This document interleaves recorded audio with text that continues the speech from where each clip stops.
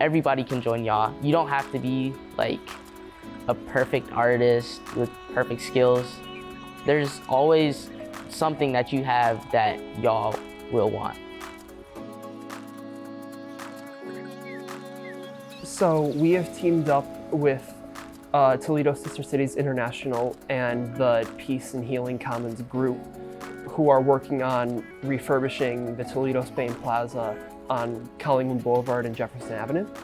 And we have been tasked with the first step in this project by creating 6x4 murals to hang up there to beautify the park.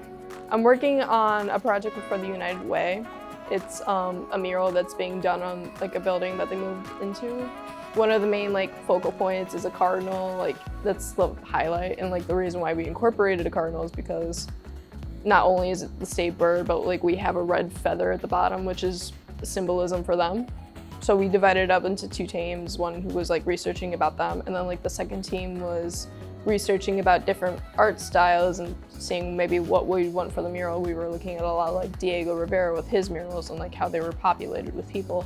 And then once we had our client meeting, we pretty much went to designing, taking in what they suggested along with our suggestions and coming to a conclusive design. I am on the Market Street mural team. We're working on a mural that's on Market Street. The main big picture idea is inclusivity and representing different types of people. It's animals, and then there's some silhouettes of people in there, and you're supposed to be able to see yourself in that mural, which I think is really cool. With YAAW, I've learned a lot about how important it is to have a team and work together, because without it everything would pretty much crash and burn. We would not be able to get these projects done in the little time frame that we have, 6 weeks. I feel like I've learned how to be a better artist, not just in terms of skill, but in terms of how to manage myself. Working with other people is hard, but it's really rewarding. Working with a team is not usually an experience you can find often, and having that experience is really eye-opening, I think. Our project is for the Art Tatum Zone. For now, it's going to be a mobile mural, so it's going to go from school to school to educate kids about Art Tatum, who was a famous jazz musician. So our piece is going to be acrylic paint on vinyl, and they're going to be hung up on these stands. So we're going to have 4 smaller pieces and 1 bigger piece. And hopefully when they have Art Tatum's childhood home all cleaned out, taken care of, it's going to be a museum, and that's where our piece is going to be at the end. So I'm on the Signal Box team, and we are doing Signal Box wraps down Dorr Street. During the creation of the boxes, we talked to some of the people from the neighborhood in Dorr Street. We went to see the African American Legacy History Museum.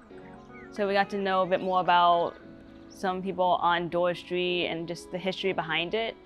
One of the pieces is based off a photo that they found.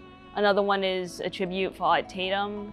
Another is a small glimpse of the Polish history as well. We work just as hard as any other occupation. People who work on murals, we're sweating. We're always fixing our errors. We're always working. So it's just a fun job. So embroidery was one of the biggest mediums that I learned here. It's been a ton of fun, and I probably would not have done it if it wasn't for y'all.